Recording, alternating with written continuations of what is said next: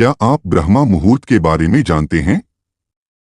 यदि आप ब्रह्मा मुहूर्त के समय बिस्तर पर लेटे या बैठे हुए इस विधि का अभ्यास सिर्फ 7 दिनों तक लगातार करें, तो आपकी कोई भी मनोकामना, इच्छा या प्रार्थना पूरी हो सकती है। इस विधि का अभ्यास करना जरूरी है। इसे ब्रह्मा मुहूर्त में ही करना होता है, इसलिए सबसे पहले हम ब्रह्मा मुहूर्त के बारे में जानेंगे और फिर इसकी विधि पर चर्चा करेंगे। ब्रह्मा मुहूर्त सुबह के विशेष 1 घंटे 36 मिनट का समय होता है, जो सुबह 4 बजे से 6 बजे तक रहता है। लेकिन इस विषय में कुछ और मान्यताएं भी हैं। यदि हम प्राचीन ग्रंथों का अध्ययन करें, तो उनके अनुसार रात को 4 प्रहरों में विभाजित किया गया है। पहला प्रहर रुद्रकाल होता है, जो शाम 6 बजे से रात 9 बजे तक प्रभावी रहता है। इसके बाद दूसरा प्रहर राक्षस काल होता है, जो रात 9 बजे से 12 बजे तक प्रभावी होता है। फिर तीसरा प्रहर गंधर्व काल आता है, जो रात 12 बजे से 3 बजे तक प्रभावी होता है। अंत में चौथा प्रहर मनोहर काल होता है, जो सुबह 3 बजे से 6 बजे तक प्रभावी रहता है। ब्रह्मा मुहूर्त के समय के संदर्भ में मतभेद हैं। अलग अलग स्थानों और संस्कृतियों में इस समय को लेकर भिन्न मान्यताएं हैं। हालांकि यदि आप मनोहर काल में यानी सुबह 3 बजे से 6 बजे के बीच कभी भी उठते हैं, तो इस समय को शुभ माना जाता है। अमृत वेला का अर्थ भी ब्रह्मा मुहूर्त का समय होता है। अगर हम ब्रह्मा मुहूर्त के शाब्दिक अर्थ को समझें, तो ब्रह्मा का अर्थ है देव यानी ज्ञान के देवता, और मुहूर्त का अर्थ है बेला यानी समय। इस प्रकार वह समय जिसमें हम ज्ञान प्राप्त कर सकते हैं, उसे ब्रह्मा मुहूर्त कहा जाता है। हमारे शास्त्रों में ब्रह्मा मुहूर्त को लेकर बहुत महत्वपूर्ण चर्चा की गई है। ब्रह्मा मुहूर्त के समय ब्रह्मांड और दिव्य शक्तियां वातावरण में सक्रिय रहती हैं। यदि इस समय आपकी नींद अचानक खुल जाए, तो इसका मतलब है कि दिव्य ऊर्जा आपसे संपर्क करना चाहती है। इसलिए यदि आप इस समय जागकर ध्यान जैसी शुभ क्रियाएं करते हैं, तो आपका शरीर ऊर्जा से भर जाता है। इस समय बहने वाली हवा को अमृत वायु कहा जाता है, क्योंकि इस समय प्रदूषण और दूषित हवा समाप्त हो जाती है और वातावरण में ऑक्सीजन की मात्रा अधिक हो जाती है। यह हवा रात में गिरने के कारण वातावरण को दिन की तुलना में अधिक ठंडा और सुखद बना देती है। ब्रह्मा मुहूर्त के समय वातावरण बिल्कुल शांत रहता है, और इस समय जागने से हमारे मस्तिष्क की सभी गतिविधियां भी शांत हो जाती हैं। इसलिए यदि आप इस समय पढ़ाई करें, योजना बनाएं, दूसरों का सम्मान करें या ध्यान लगाएं, तो आपको इसका बहुत लाभ मिलेगा। आपने यह कहावत जरूर सुनी होगी कि जल्दी सोना और जल्दी उठना सफलता की पहली सीढ़ी है।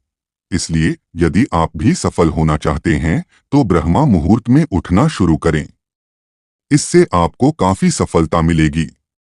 दरअसल प्राचीन समय में बिजली नहीं थी, इसलिए प्रकाश के अभाव में लोग सूर्यास्त के बाद सो जाते थे और सूर्योदय से पहले यानी ब्रह्मा मुहूर्त में उठ जाते थे।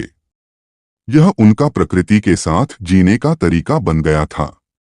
यह देखा गया है कि जो व्यक्ति प्रकृति के साथ संतुलन बनाकर रहते हैं, वे हमेशा स्वस्थ रहते हैं। जो लोग सुबह जल्दी उठते हैं, वे दूसरों की तुलना में ज्यादा स्वस्थ होते हैं। वहीं जो लोग रात की शिफ्ट में काम करते हैं, उन्हें स्वास्थ्य संबंधी समस्याएं होने लगती हैं। मेरा कहने का मतलब यह है कि यदि हम प्रकृति के साथ तालमेल बनाकर जीते हैं, तो हम स्वस्थ रहते हैं। लेकिन यदि हम प्रकृति के विपरीत जाने लगते हैं, तो हमें शारीरिक और मानसिक समस्याओं का सामना करना पड़ता है। अब तक आप समझ गए होंगे कि ब्रह्मा मुहूर्त क्या है और इसका क्या महत्व है। अब आइए ध्यान की विधि के बारे में बात करें। सभी जानते हैं कि सुबह का समय ध्यान के लिए सबसे अच्छा समय होता है। आज हम एक ऐसी ध्यान विधि के बारे में बात करेंगे, जिसे विशेष रूप से ब्रह्मा मुहूर्त में किया जाता है।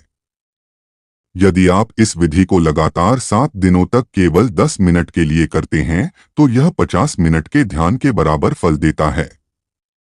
अगर आप इसे रोजाना अभ्यास करते हैं, तो 7 दिनों के भीतर ही आपको इसके परिणाम दिखने लगेंगे।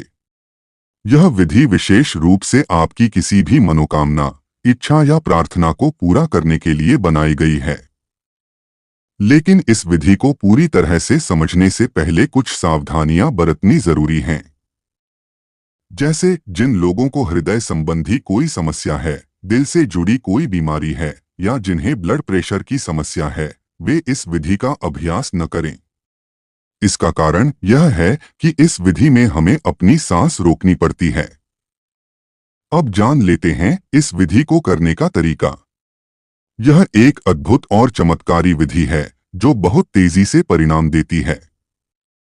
इसका कारण यह है कि इसमें हम अपना ध्यान आज्ञा चक्र पर केंद्रित करते हैं। आज्ञा चक्र वह स्थान है जहां हमारी संकल्प शक्ति का निवास होता है। यदि हम इस चक्र पर ध्यान केंद्रित करके कोई प्रार्थना या संकल्प दोहराते हैं, तो वह संकल्प वास्तविकता में बदल जाता है। यह प्रार्थना बहुत जल्दी पूरी होती है क्योंकि यह चक्र संकल्पों को पूरा करने का क्षेत्र है। इसे हम संकल्प चक्र भी कहते हैं। इस चक्र पर ध्यान करने से हमारे संकल्प पूरे होते हैं। जैसे अगर हम कोई आदेश देते हैं तो वह आदेश पूरा हो जाता है। इस विधि को शुरू करने से पहले आपको अपनी कोई एक इच्छा तय करनी होगी। वह कोई भी इच्छा हो सकती है जिसे आप पूरा करना चाहते हैं। यह सुनिश्चित करें कि यह वही इच्छा है जिसे आप सच में पूरा करना चाहते हैं, क्योंकि आपको यह ध्यान विधि केवल 7 दिनों तक उसी इच्छा की पूर्ति के लिए करनी है। तो सबसे पहले अपनी एक मनोकामना तय करें और फिर ध्यान करना शुरू करें। सबसे पहले आपको ब्रह्मा मुहूर्त के समय उठना चाहिए। यदि संभव हो तो उठने के बाद स्नान करें। यदि स्नान करना संभव न हो तो कम से कम अपने हाथों को अच्छे से धो लें। इसके बाद अपने घर के मंदिर, पूजा स्थान या ध्यान कक्ष में ध्यान मुद्रा में बैठें। ध्यान रखें कि यह स्थान ऐसा हो जहां बाहर की शुद्ध ऑक्सीजन आसानी से आपके कमरे में प्रवेश कर सके, क्योंकि यह साधना सुबह ब्रह्मा मुहूर्त में की जाती है और इस समय आपको शुद्ध ऑक्सीजन की आवश्यकता होगी। अब ध्यान मुद्रा में बैठें। बैठते समय अपनी कमर और गर्दन को सीधा रखें और दोनों हाथों को अपने घुटनों पर रखें। इसके बाद अपनी मुट्ठी बंद करें, अपना मन शांत करें और अपने शरीर को स्थिर करें। पहले 2-3 मिनट तक अपने मन को शांत करें, शरीर को स्थिर करें और अपनी सांसों को सामान्य करें। इसके बाद अपने ध्यान को आज्ञा चक्र पर केंद्रित करें। आज्ञा चक्र वह स्थान है जो भौहों के बीच स्थित होता है, जहां पुरुष तिलक लगाते हैं या महिलाएं बिंदी लगाती हैं। अपनी मानसिक आंखों से इस स्थान को महसूस करें और अपना पूरा ध्यान यहीं केंद्रित रखें। अब इस स्थान पर ध्यान केंद्रित करते हुए इसे अपनी मानसिक आंखों से महसूस करते रहें। इसके बाद एक लंबी और गहरी सांस लें और उसे अंदर रोककर रखें। जब आप अपनी सांस रोककर रखें तो आपका ध्यान भी आज्ञा चक्र पर केंद्रित रहना चाहिए। अब इस दौरान अपने आज्ञा चक्र पर अपने प्रिय देवता या गुरु की छवि को देखें। अपने देवता या गुरु की छवि को देखते हुए सांस को अंदर रोके रखें और अपनी प्रार्थना या संकल्प को दोहराएं। आपकी जो भी इच्छा हो उसे एक पंक्ति में दोहराएं।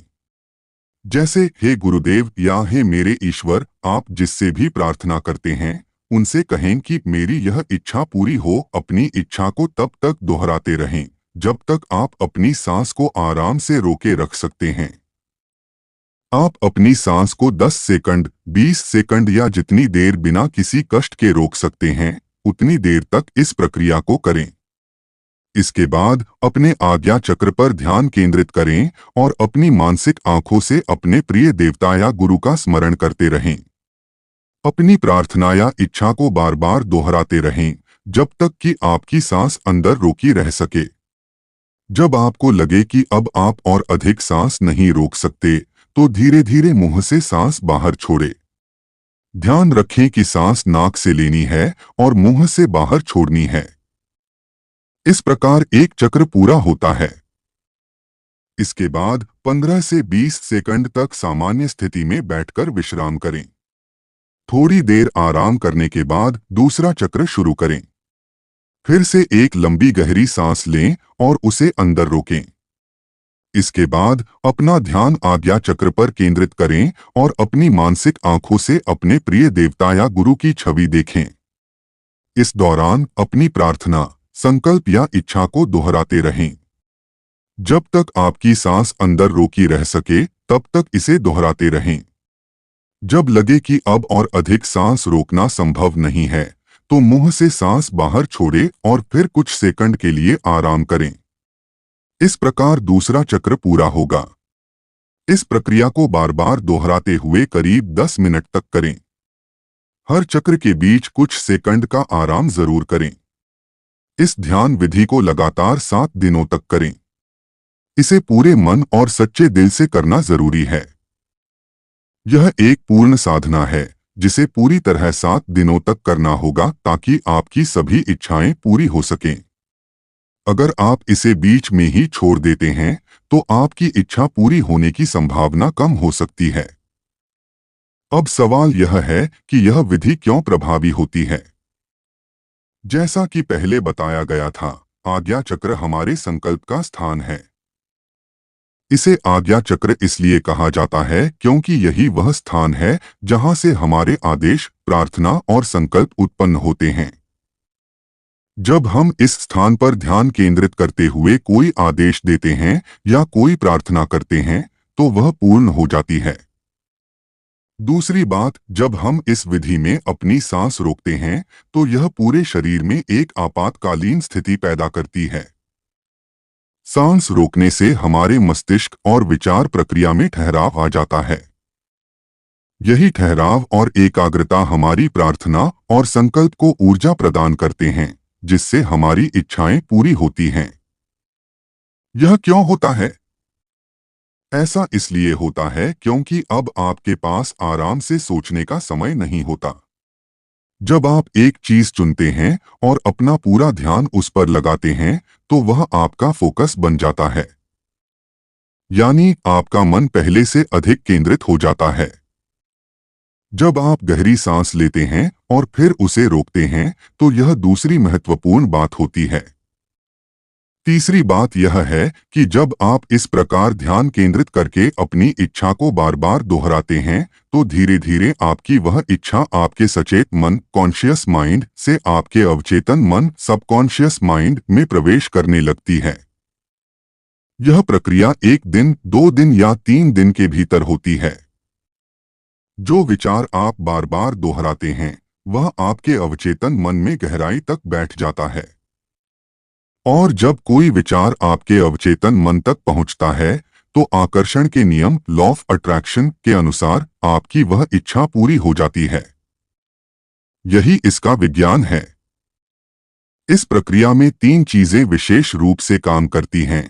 आज्ञा चक्र, क्योंकि यह आदेश देने का स्थान है, इसलिए यह हमारे आदेश को पूरा करता है।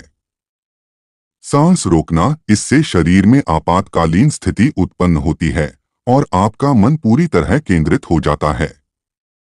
अवचेतन मन को खोलना, जब आप अपने अवचेतन मन को खोलते हैं और अपनी इच्छा को वहां रखते हैं, तो उसकी पूर्ति के द्वार खुलने लगते हैं। इसके साथ ही सबसे महत्वपूर्ण बात यह है कि आप यह साधना ब्रह्मा मुहूर्त में कर रहे हैं। जैसा कि मैंने पहले बताया था, ब्रह्मा मुहूर्त का समय देवताओं और परम शक्ति का समय होता है। यदि इस समय आप सच्चे मन से प्रार्थना करते हैं, तो वह प्रार्थना अवश्य सुनी जाती है। अब आप इस प्रक्रिया को पूरी तरह समझ गए होंगे। यदि आप किसी कठिनाई में फंसे हैं और उससे बाहर निकलना चाहते हैं, या आपकी कोई महत्वपूर्ण इच्छा है जिसे आप पूरा करना चाहते हैं, तो आप इस विधि से उस इच्छा को पूरा कर सकते हैं। एक और बात, इस विधि का उपयोग किसी ऐसी इच्छा को पूरा करने के लिए न करें जो किसी और को नुकसान पहुंचा सके, अन्यथा इसके दुष्प्रभावों के लिए आप स्वयं जिम्मेदार होंगे।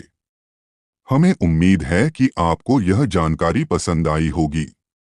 यदि आप हमारे चैनल पर नए हैं और अभी तक आपने हमारे चैनल को सब्सक्राइब नहीं किया है, तो तुरंत सब्सक्राइब करें। साथ ही अगर आपके पास कोई सवाल है, तो आप हमें कमेंट में लिख सकते हैं और कमेंट में ओम नमः शिवाय भी लिखें।